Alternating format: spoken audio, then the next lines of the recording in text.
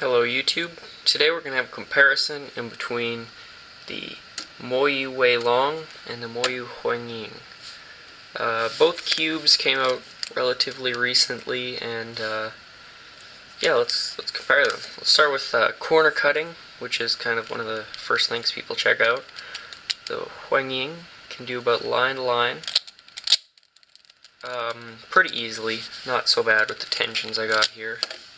They have relatively similar tensions. The WeiLong can do it, but a lot easier.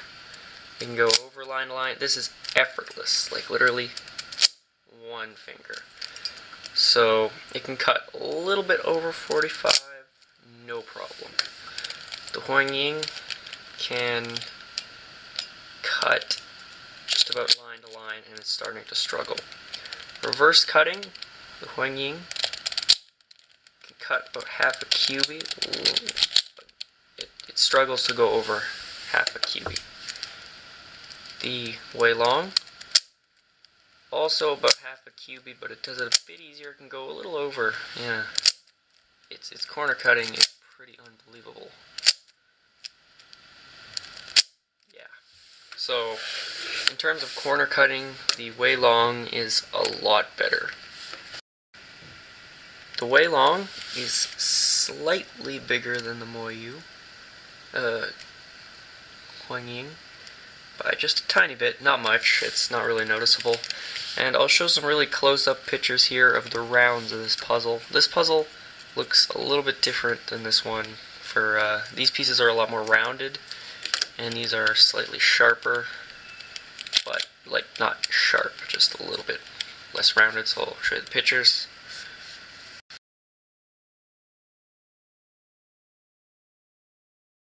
Alright, as for the turning of these puzzles, the WeiLong flows very nicely.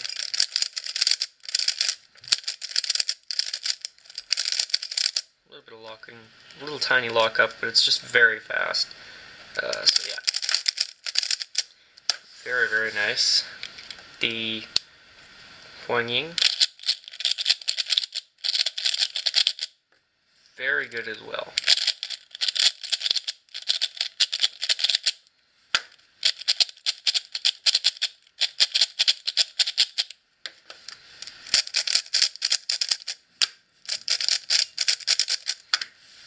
So yes, very good turning for both of them. Alright, one thing I've noticed on the HuanYing, which is kind of a disadvantage, and I've never seen this in any other cube, and it's kind of an annoying one. This happens. Whoops, one second. This happens. Now this actually happens to me every now and then, and it looks like this. So the cube's kind of deformed, and you don't really know what's going on. Sometimes, if you turn it like that, it'll go back. But, if you turn it like this, it pops. So, if you don't catch it right away, like example again, just putting it in, this happened here, so if I turn it, it's now messed up. And it just kind of multiplies. So that is a little bit of a concern with this cube, and I'll show you why that happens looking at the mechanism of these two puzzles.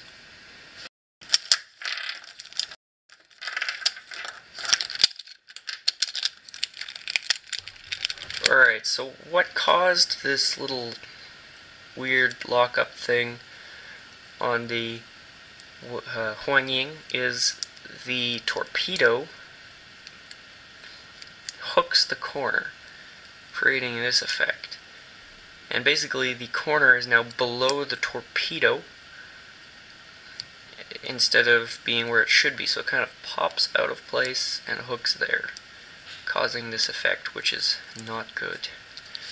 On the HuanYing, or the WeiLong, sorry, this doesn't happen because this bulging out section would not allow the corner to slide.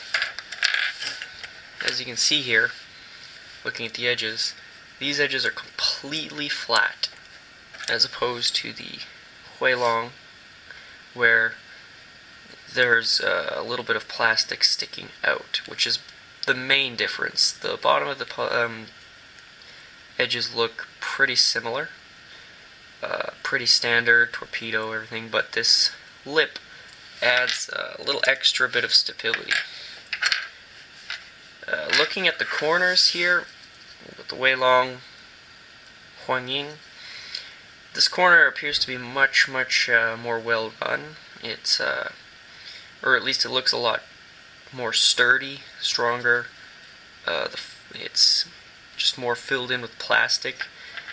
You can see here the HuanYing has significantly less plastic. It's all hollowed out, which kind of, it's counterintuitive. It seems like it would make the cube really catchy and stuff, but it doesn't.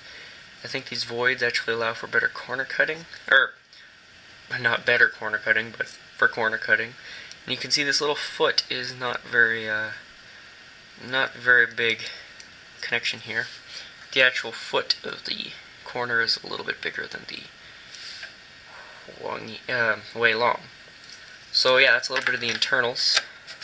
The centerpieces are a little bit different. You can see there's this little lip, which, if you look here, it looks very similar to the lip we see on the edge. Yeah, so you got that shape going on here. And then there's this ridge, which adds a little bit of extra stability, but not much. And then there's this weird looking core. On the HuanYing, you can see it's a lot flatter. It's a much flatter, rounded design, and the centerpiece actually looks very blocky, like a Rubik's brand or something, with just this little bit of rounding you can see here. So it's a simpler design. You can see this, it's got this inner lip, but yeah, this that's the internals. As for the overall construction of these puzzles, the HuanYing it feels a little bit cheap and a little bit hollow, kind of, it's hard to explain.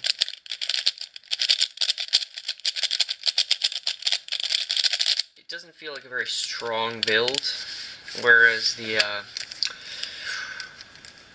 WeiLong, it feels to be much better quality. And you can hear this by the sound. The sounds of this puzzle. I'll try to get this a little bit closer here. This is a lot more high pitch.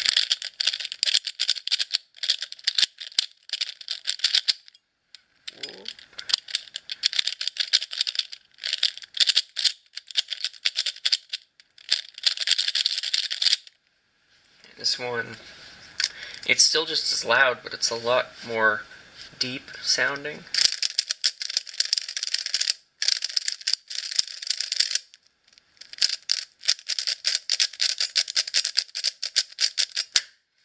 So yeah. Now, one thing that's a problem with both of these, I'm finding that it's kind of an increasingly worse problem. And I know it's just turning technique and stuff, but this is still really annoying, and that is corner twists. Both of these puzzles, corners can twist pretty easily. Like just with random turns. It's hard to do just when you're trying to, but it happens a bit with the corner twists. So that's kind of annoying. Both of them, they corner twist pretty easily. See?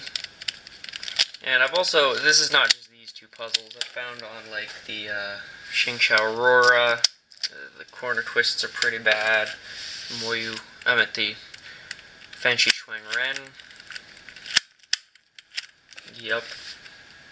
So it's happening on a lot more cubes, and it's just kind of the new design, I guess, with the kind of more rounded corners. Like it's hard to get a corner twist on like a Rubik's brand or something because it's like a much less rounded design. But yeah, it's something to keep in mind. Both these cubes corner twist relatively easily.